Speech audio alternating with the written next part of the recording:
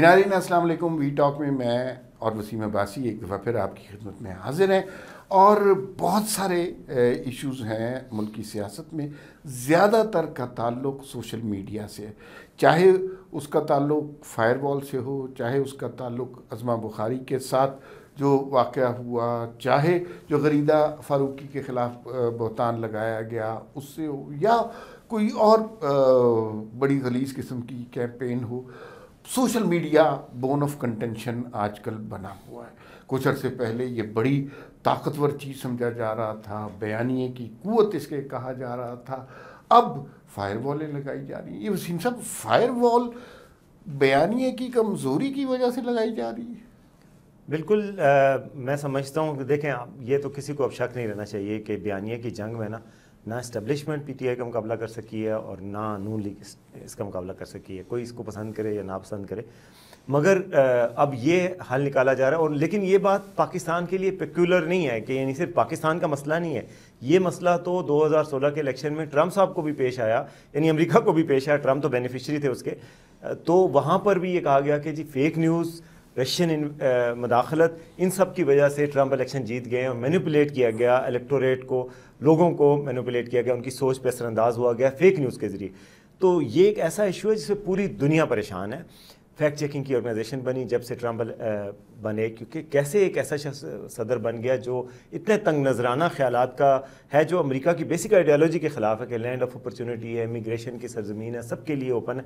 وہ سب کے خلاف خیالات رکھنے والا شخص کیسے امریکہ کا سربراہ بن گیا اور سارے لوگوں نے اس کو ووٹ دے دیے. یہ اس وقت ایک بڑا پریشانی کی بات ہوئی تھی. تو اس کے بعد سے پوری دنیا میں یہ مسئلہ ہے, رائٹ ونگ جو ہے وہ رائز کر رہا ہے, اور چونکہ سوشل میڈیا ایک منٹ میں چیزوں کو آگے پہنچا دیتا ہے. یہ میں بات کہیں سے سن رہا تھا کہ جب یہ فرسٹ امینڈمنٹ آئی تھی امریکہ میں کہ جی اظہار رائے کی آزادی ہونی چاہیے, اس وقت سوشل میڈیا نہیں تھا. تو اس وقت یہ کہا گیا کہ یار ہر بندہ چاہے جھوٹ بولتا ہے سچ بولتا ہے, اس کو بولنے دو, بولے گا جب تک دوسری دنیا تک پہنچے گا, راستے میں کاؤنٹر ہو جائے گا, فیکٹ کہیں سامنے آ جائیں گے, لوگوں کو سمجھ آ جائے گی. اب کیا مسئلہ ہے کہ اب امریکہ میں کوئی شخص جھوٹ بول رہا ہے اس وقت, ود ان ملی سیکنڈز وہ پاکستان میں, اسلام آباد میں, لاہور میں, کراچی میں, فاٹا میں پہنچ جائے گا اور وہ اپنے اثرات زہریلے چھوڑ جائے گا. اگر فرض کیا کوئی انسائٹمنٹ ٹو وائلنس ہے کسی وجہ سے کوئی ایکٹ, تو وائلنس بھی شروع ہو جائے گا.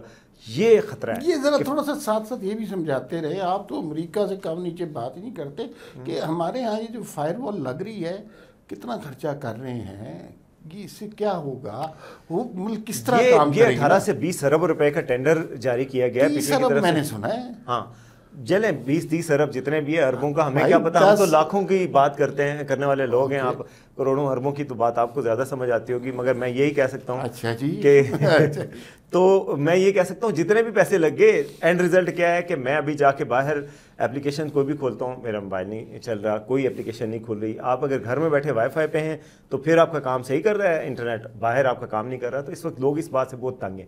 کسی نے فوڈ پانڈا منگوانا ہے, کسی نے ایجوکیشنل ویڈیو دیکھنی ہے, کوئی بچہ ہے جس نے کسی جگہ کھڑے ہو کے کوئی خطاب کرنا ہے, کسی نے بچے نے کوئی ڈیبیٹ کرنی ہے, کچھ بولنا ہے, اور وہ موبائل پہ ویڈیو میں دیکھ کے جواب دینا چاہ رہا ہے, موبائل پہ ویڈیو نہیں چلتی یوٹیوب. تو یہ ایجوکیشنل جو اس کے بینیفٹس ہیں, جو اس کے کاروباری اثرات ہیں, وہ بھی متاثر ہو رہے ہیں. تو فائر وال بالکل آج میں نیوز میں بھی خبر پڑا تھا کہ فائر وال انسٹالیشن ہو رہی ہے, اسی وجہ سے موبائل نیٹ ورک سلو ہے. اور موبائل آپریٹرز کو یہ بتایا گیا ہے کہ آپ جو ہے ویٹ کریں, جو ہی اس کی تنصیب کا کام مکمل ہو جائے گا تو آپ کی سپیڈ نارمل ہو جائے گی. اور فائر وال کا مطلب کیا ہے کہ آپ فلٹر کریں انفارمیشن کو, جو انفارمیشن پوٹینشلی فائر وال لگانے والوں کے خیال میں ڈینجرس ہو سکتے ہیں, جس سے وائلنس پھیل سکتا ہے, جس سے بیانیہ ایسا بن سکتا ہے جو ملک میں انریسٹ پیدا کرے, اس انفارمیشن کو روکنا ہے, ان کی ریچ کو کم کرنا ہے.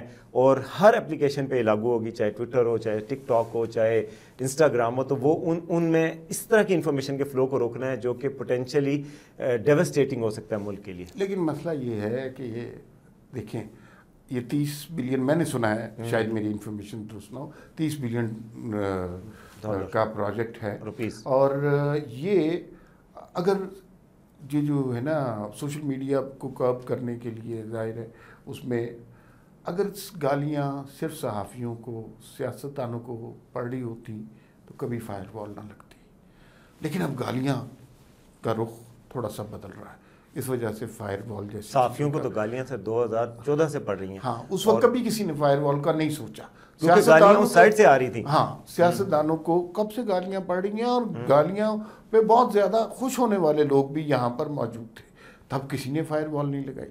یہ اچانک فائر وال کا خیال اس لیے آیا کہ اب گالیوں کا رخ تبدیل ہوتا نظر آ رہا ہے. خیر ایک سوشل میڈیا سے ریلیٹڈ ایشو ہے اور بڑا تکلیف دہ ایشو ہے. عظمہ بخاری ہماری دوست بھی ہیں, پنجاب کی انفارمیشن منسٹر بھی ہیں, ان کی ایک فیک ویڈیو آئی ہے اور وہ بڑی تکلیف دہ ویڈیو ہے. وہ ایسی ویڈیو ہے, نازیبا ویڈیو کسی نے بنائی اور وہ کسی کے بھی فیملی ممبر کی ویسی نازیبا ویڈیو بنائی جا سکتی ہے. اور عظمہ بخاری نے یہ کیا کہ وہ ویڈیو لے کے عدالت چلی گئیں. تو کیا اس کا حل ہے؟ کیا یہ درست نہیں؟ آپ عمار بھائی, اگر آپ ریسیونگ اینڈ پہ لوگوں کو دیکھیں, لوگوں کی فیملیز, اپنی فیملیز کے حوالے سے رکھ کے سوچیں آپ, تو یہ کتنا بڑا افریت ہے کہ آپ کسی کا بھی چہرہ کسی بھی ویڈیو پہ لگا کے آپ کسی کو بدنام کر دیں, سیکنڈز میں آپ کی عزت خاک میں مل جاتی ہے, لوگ خودکشیوں پہ اتر آتے ہیں. تو یہ بہت سیریس اور ڈینجرس معاملہ ہے. یہ جو ہتھیار بندر کے ہاتھ میں لگ گیا ہے, یہ کوئی اتنا لیتھل ہے, کوئی آسان چیز نہیں ہے. یہ پوری دنیا میں لوگوں خودکشیاں کی ہیں سوشل میڈیا کے اس والے یوز کی وجہ سے. جب آپ کسی کو اس طرح بدنام کرتے ہیں کہ آپ کسی کے ڈاکٹر امیج بناتے ہیں, کسی کی ڈاکٹر ویڈیو بناتے ہیں, پھر اس کے بعد لوگ کیا کریں گے؟ اگر آپ کا پورے معاشرے میں, پاکستان جیسے معاشرے میں آپ کی آ جائے, آپ کی فیملی لائف خراب ہو سکتی ہے, آپ کے معاشرے میں اٹھنا بیٹھنا خراب ہو سکتا ہے. تو عظمہ بخاری کورٹ میں گئی ہیں, بہت اچھا قدم اٹھایا انہوں نے. اس سے ایک تو یہ کہ کورٹس کو بھی چاہیے کہ اب دیکھیں, اگر انہوں نے کیا کہا کورٹ میں, انہوں نے کہا کہ اگر میں ایف آئی اے کے ذریعے آتی اور ایف آئی اے کوئی نوٹس جاری کرتا جنہوں نے یہ ویڈیو کرائی, تو کورٹ نے 5 منٹ میں اس کو اڑا دینا تھا. یہ فلک جاوید صاحبہ سے منسوب ہے. فلک جاوید صاحبہ پی ٹی آئی کی کارکن ہے, اور انہوں نے رات کو ٹویٹ کی کہ جی عظمہ بخاری کی نازیبا ویڈیو آ گئی اور ان سے توبہ توبہ, خدا کی پناہ. اب وہ کہتی ہیں کہ میں نے ویڈیو تو نہیں جاری کی, میں نے ہنٹ دیا. اس کے بعد سے پھر ویڈیو وائرل ہوئی اور سوشل میڈیا پہ پھیلی ہوئی ہے, واٹس ایپ پہ ہے, ہر طرف آ رہی ہے. تو وہ ویڈیو پھیل تو گئی. اب عظمہ بخاری یہ کہتی ہیں کہ یہ بنائی بھی انہوں نے ہی ہے جنہوں نے ہنٹ کیا ہے, اور کسی کو تو پتہ بھی نہیں تھا. وہ اب کورٹ پہ جا کے کہہ رہی ہیں کہ ہم کیا خواتین نہیں ہیں, وہ ہیروئن بنی ہوئی ہیں خواتین جنہوں نے 9 مئی کے بعد جنہوں نے مظاہرے کیے اور جنہوں نے وہ سارا تشدد اور ساری چیزیں کی, جو ہمارے ساتھ ظلم ہو رہا ہے, ہم کس کے پاس جائیں. تو میرے خیال میں نون لیگ کا یہ والا سٹیپ ٹھیک ہے, کم از کم بیانیے کے محاذ پہ بھی, کہ آپ عدالتوں میں جائیں, عدالتوں سے انصاف مانگیں, آپ کے ساتھ یہ ہو رہا ہے, اور عدالتوں کو بھی ایسے مجرموں کو قرار واقعی سزا ضرور دینی چاہیے. کل ہی ایک اور واقعہ ہوا, آپ دیکھیں تشدد کا, وہ جو خاتون تھی جنہوں نے ایک وہ ڈرامہ ایکٹر ہیں انجم ان کے اوپر تشدد کیا کہ جی میرے اس کے خلاف, میرے لیڈر عمران خان کے خلاف بولتا ہے, اس کو مارے جا رہی ہیں, ان کو وہ سارے لوگ ان کو بیچارے احترام کے ساتھ ہٹانے کی کوشش کریں, ہٹ جائیں, لیکن انہوں نے کہا ایسی کی تیسی تمہاری, تم باہر نکلو. آج پولیس نے ان کو پکڑ لیا. اب یہ اگر فستائیت پہ مبنی یہ تشدد پسندانہ رویے, اور یہ رویے جس میں آپ کسی کے خلاف جھوٹی سچی ویڈیوز بنائیں, یہ رویوں کے لیے تو روکنا پڑے گا. اس کے لیے چاہے کچھ بھی اقدامات کرنے پڑے, پوری دنیا میں ریگولیٹ ہوتا ہے. اگر کسی اور دنیا کے کسی اور ملک میں اس طرح کا کام کسی کے خلاف کیا جاتا, بہت سخت اس کو سزا ملنی تھی. یہ رویے اصل میں بنیادی طور پر پارٹی کے کارکن اثر لیتے ہیں اپنے پارٹیوں کے رہنماؤں سے. یہ رویے عمران خان نے پرتشدد رویے اپنے کارکنوں کو سکھائے ہیں. انہوں نے کسی زمانے میں کہا تھا کہ یہ لوگ اپنے گھروں سے نہیں نکل سکیں گے, لوگ انہیں ماریں گے, لوگ انہیں پتھر ماریں گے. تو لوگ ان کی تقلید کر رہے ہیں. آج جس طرح کی نازیبا ویڈیوز نکل رہی ہیں, جس طرح ان کے لوگ تشدد کر رہے ہیں, یہ بنیادی طور پر جلا دو, گہرا دو, مار دو, پیٹ دو, وہی والی سوچ ہے جو عمران خان نے گزشتہ کچھ برسوں سے اس ساری قوم کو, اس ساری نسل کو سکھائی ہوئی ہے. تو اس کا رزلٹ کہیں نہ کہیں آنا تھا. وہی رزلٹ کبھی جیسے جسم میں مختلف زخم ہوتے ہیں نا, ان زخموں کی طرح کبھی ہمیں وہ طالبان کی صورت میں ہمیں کے پی کے میں نظر آ رہی ہوتی ہے, کبھی لاہور میں اس طرح تشدد کا کوئی واقعہ نظر آ رہا ہوتا ہے.